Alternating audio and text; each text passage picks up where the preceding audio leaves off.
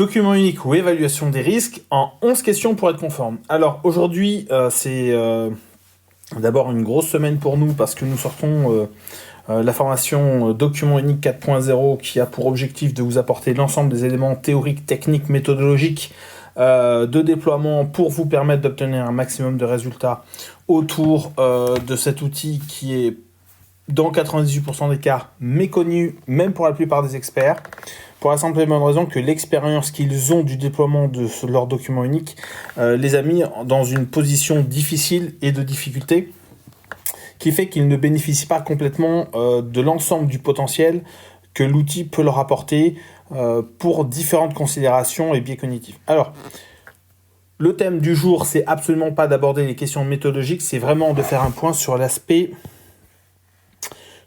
légal, pour la simple et bonne raison, sur l'aspect légal que je vais représenter d'un point de vue, voilà. Pour la simple et bonne raison que bien souvent on dit j'ai un document unique donc je suis conforme, et malheureusement quand on commence à rentrer dans le détail, on découvre que c'est pas forcément le cas, et donc je vous propose aujourd'hui d'aborder les 11 questions pour être en conformité, à condition que vous puissiez répondre conforme à ces 11 questions qui tournent autour du thème sur le document unique ou l'évaluation des risques professionnels que vous avez pu mettre en place dans votre organisation. Alors, la première question que vous devez vous poser, et la plupart vous allez me dire, bah oui, je suis conforme, c'est... Question numéro 1. Est-ce que, compte tenu de la nature de vos activités, l'ensemble des risques pour la santé et sécurité de vos collaborateurs a été évalué? Alors, je vous propose, pour chacune des questions que je vais vous poser, que vous répondiez assez simplement par oui, non ou preuve à fournir. C'est-à-dire que si vous avez un doute, si vous n'avez pas les éléments qui permettent de vous le prouver, alors considérez comme non conforme les questions comme non et preuve à fournir. C'est la première question. Donc, est-ce que, et compte tenu des activités de votre entreprise, l'évaluation des risques pour la santé et sécurité des travailleurs a été réalisée? Dans la plupart des cas, vous allez me dire « Oui, je suis conforme » et c'est tant mieux, mais vous allez vite vous rendre compte qu'on va rentrer dans le dur assez rapidement autour de ces questions. Alors, la sous-question derrière, c'est « Est-ce que votre évaluation des risques tient compte de l'impact différencié de l'exposition des risques en fonction du sexe masculin ?» Bien évidemment, Donc, masculin, féminin, certains voudront de mettre ce genre de sigle, mais je ne suis pas là pour discuter de ce genre de débat. La question moi, qui me préoccupe, c'est de savoir si vous avez correctement évalué les risques en fonction de la sexualité de vos collaborateurs. Et j'entends en particulier les femmes enceintes auxquelles on ne pense pas dans les évaluations de risques et qui pourtant, sur certains des risques, on a tendance à oublier ce petit aspect qui malheureusement peut vous jouer des tours. Et là, vous pouvez déjà commencer pour certains d'entre vous à me dire bah non, on ne l'a pas évalué, et vous vous rendez compte d'emblée, dès la deuxième question, que vous n'êtes peut-être pas complètement conforme par rapport à l'évaluation des risques. Alors, la troisième question que je vais vous poser, c'est est-ce que la mise en œuvre des actions de prévention ainsi que les méthodes de travail et de production garantissent un meilleur niveau de protection de la santé et sécurité de vos travailleurs? Là-dessus, vous allez vous rendre compte que c'est pas aussi simple que ça n'y paraît, pour la simple et bonne raison que si vous n'avez pas de processus d'amélioration continue, si vous n'avez pas un processus de veille technologique, si vous n'avez pas un processus vraiment veille métier, vous allez vous rendre compte que peut-être vous n'avez pas progressé sur ces aspects-là, et donc vous pourriez être également non conforme très rapidement sur ce sujet-là. Et ce point, il est assez rapide, c'est est-ce que chacun dans son domaine d'expertise fait sa veille métier, fait sa veille technologique, fait sa veille réglementaire, et s'assure que, alors quand on dit veille, juste un petit point, quand je parle de veille, c'est pas uniquement lire un magnifique journal. Ça aussi, c'est quelque chose, moi, qui me fait un peu sauter et me fait faire des bonds. C'est que, en matière de veille réglementaire, en particulier, c'est que la plupart des gens avec qui on a pu discuter de ces aspects-là me disent « Oui, mais tu comprends, la veille réglementaire, oui, on l'a fait.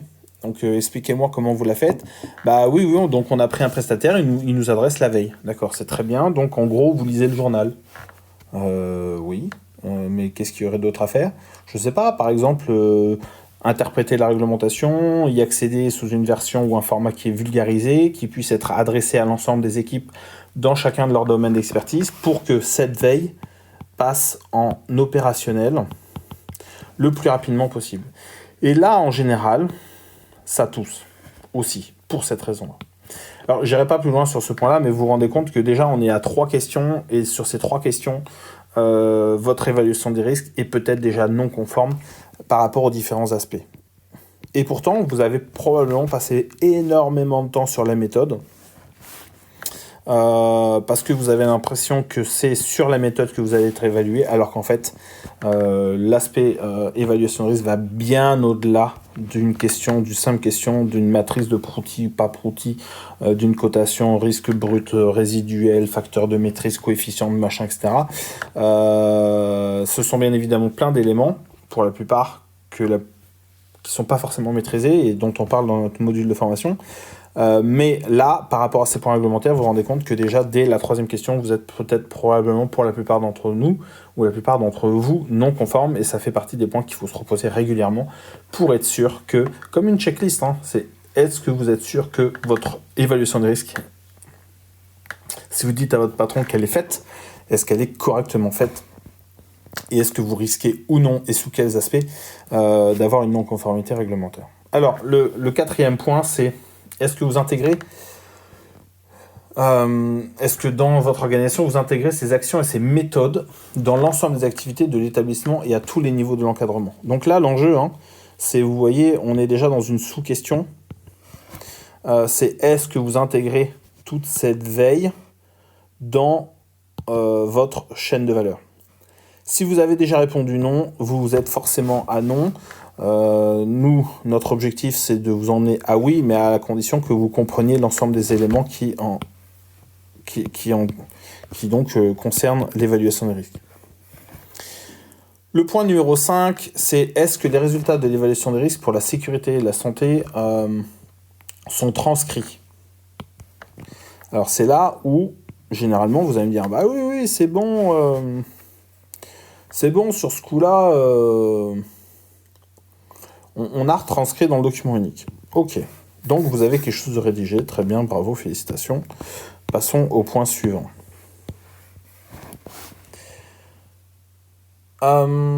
Si vous avez un CSE, est-ce que votre document unique est utilisé pour la rédaction du PAPRI Pacte ou programme de prévention des risques professionnels annuels? Donc là, PAPRI Pacte. On va bientôt vous en parler, on va faire un sujet là-dessus. Parce que bien souvent, et d'ailleurs quand on parle, si vous êtes un HSE et que vous ne savez pas ce que le PAPRI Pacte, vous pouvez d'emblée vous dire que vous avez un très gros problème, ne serait-ce que sur le document unique, pour la simple et bonne raison que si vous ne savez pas qu'au niveau du CSE ex-HST, le document est utilisé pour établir votre PAPRI Pacte, et ben vous êtes non conforme et ça commence peut-être déjà à piquer et à faire mal. 7e question que vous devez vous poser par rapport à votre conformité réglementaire. Alors, est-ce qu'il est mis à disposition de, et l'ensemble de ces personnes-là font que vous serez conforme ou non? Si vous répondez non, vous êtes non conforme. Est-ce qu'il est à disposition de l'ensemble des collaborateurs? Généralement, vous allez me dire oui. Est-ce qu'il est mis à disposition du CSE? En général, vous allez dire oui. Est-ce qu'il est mis à disposition du médecin du travail? Là, vous allez dire oui s'il me le demande. Donc, c'est moyen. Est-ce qu'il est mis à disposition de l'inspection du travail? Oui, à la demande. Est-ce qu'il est mis à disposition des agents des services de prévention et des organismes de sécurité sociale? Donc là, c'est CPAM et CARSAT. Oui à la demande. Et des agents des organismes professionnels de santé, de sécurité et des conditions de travail. Voilà, vous vous rendez compte que sur ces deux points-là, on couvre un certain nombre d'organisations publiques qui ont un impact sur votre activité.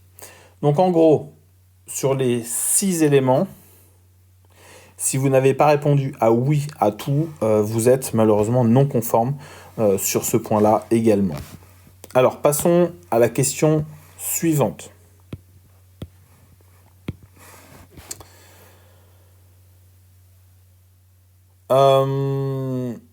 Donc votre évaluation des risques doit être tenue à disposition des inspecteurs de la radioprotection et des agents de contrôle en ce qui concerne les résultats des évaluations des risques liés pour les travailleurs qui sont liés au rayonnement ionisant pour les installations et activités dont ils ont respectivement la charge. Attention, cette question est une question tiroir. Si vous n'avez pas de rayonnement ionisant, cette question est bien évidemment non applicable. Cependant, si vous avez du rayonnement ionisant, vous devez absolument mettre également votre évaluation des risques à disposition des agents du contrôle sur ces aspects-là. Si c'est le cas, tant mieux. Si c'est pas le cas, c'est non conforme. Alors cette question-là, je ne vais pas y répondre parce que dans 98% des cas, même plus que ça, ce sujet ne vous concerne pas. 9e question. Est-ce qu'un avis indiquant les modalités d'accès des travailleurs au document unique est affiché à une place convenable et aisément accessible dans les lieux de travail? Donc en gros, est-ce que sur votre tableau d'affichage, vous expliquez comment et où accéder à l'évaluation des risques pour vos collaborateurs? Si votre affichage réglementaire est conforme, il y a des chances que la réponse soit oui et donc vous soyez conforme. Si vous n'avez pas fait ce travail-là, il y a de fortes chances que votre réponse soit non. Ok. 10e question. Est-ce que votre évaluation des risques comporte un inventaire des risques identifiés dans chaque unité de travail de l'entreprise ou de votre établissement? Alors, bien souvent, sur cette question-là, c'est plutôt correct. Donc, on pourrait dire oui. On pourrait dire oui.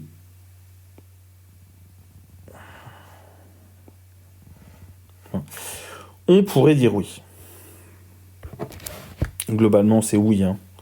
Le travail d'inventaire, il est plutôt globalement fait. Et bien souvent, c'est là où les gens s'enlisent, ou s'arrêtent en disant j'ai fait l'inventaire, donc c'est bon. Non. Et c'est pour ça qu'on appelle, nous, le document unique 4.0. 4.0, c'est pas en référence à l'industrie 4.0, c'est juste qu'en général, il y a 4 phases de déploiement d'un document unique et que la plupart s'arrêtent à ce niveau-là en disant que j'ai fait l'inventaire, alors que le travail va bien au-delà s'il est correctement fait. Mais sur cette 10e question, généralement, le travail est correctement fait. 11e et dernière question. Les résultats de vos évaluations des risques sont mis à jour et c'est là où généralement ça tousse. Au moins une fois par an.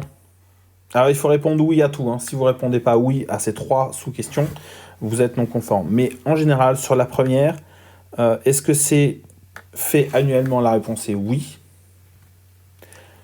Lors de toute décision d'aménagement important modifiant les conditions d'hygiène et de sécurité ou les conditions de travail, là, généralement, c'est non. Et lorsqu'une information supplémentaire concernant l'évaluation des risques dans une unité de travail est recueillie, généralement, la réponse est non. Et pourquoi? Pour une malheureuse et simple raison, c'est que quand vous avez un presque AT, un AT sans arrêt, un AT, enfin peu importe la AA, AT mortel, tous ces éléments-là, acte dangereux, conditions dangereuses, tous ces éléments, on a les ouf, j'ai eu chaud là, tous ces éléments qui devraient alimenter la mise à jour de votre document unique d'évaluation des risques professionnels ne sont malheureusement généralement pas faits. Donc vous vous rendez compte qu'en 11 questions, alors il y en a certaines qui ont des sous-questions, mais en 11 grosses questions, dans la plupart des cas, on peut constater et confirmer que votre document unique et que votre process de mise à jour de document unique, donc sur ce point-là, est non conforme. Alors cette vidéo était un peu longue, je ne vais pas m'en excuser parce qu'il faut absolument que l'ensemble des sujets soient abordés, mais je vous invite vraiment à la reprendre tranquillement, à vous reposer ces 11 questions et sous-questions, et vous demander où est-ce que vous êtes en difficulté, et là je n'ai abordé bien évidemment que des aspects réglementaires, et il faut absolument que votre méthode de document unique vous permette d'atteindre et de la conformité réglementaire et surtout le zéro accident, à la condition et unique condition que l'ensemble des aspects réglementaires soient pris en compte et surtout que votre méthode et votre process déployé au sein de votre organisation vous permettent d'obtenir l'ensemble des éléments qui le concernent. Voilà. Si vous souhaitez en savoir plus, n'hésitez pas à nous contacter, ou sinon vous cliquez dans nos articles sur la suite ici. Sachez que cette semaine, on est ravis de mettre à votre disposition une formation qui s'appelle...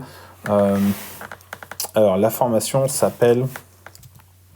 Et puis on a fait un gros job là. Document unique, la maîtrise sans la frustration. C'est une formation de 3 heures qui va vous permettre de transcender votre évaluation des risques pour obtenir enfin les résultats. Et avec cette petite vidéo supplémentaire que je vous poste aujourd'hui, vous découvrirez les 11 points réglementaires qui doivent vous aider à obtenir, ou du moins à savoir sur quoi vous êtes conforme ou non. Voilà, écoutez, je vous souhaite à tous une excellente fin de journée. N'oubliez pas de rester prudent et voilà, je recommence. N'oubliez pas de rester prudent et surtout de prendre soin de vous. On vous souhaite avec Thierry une excellente fin de semaine et on vous dit à bientôt.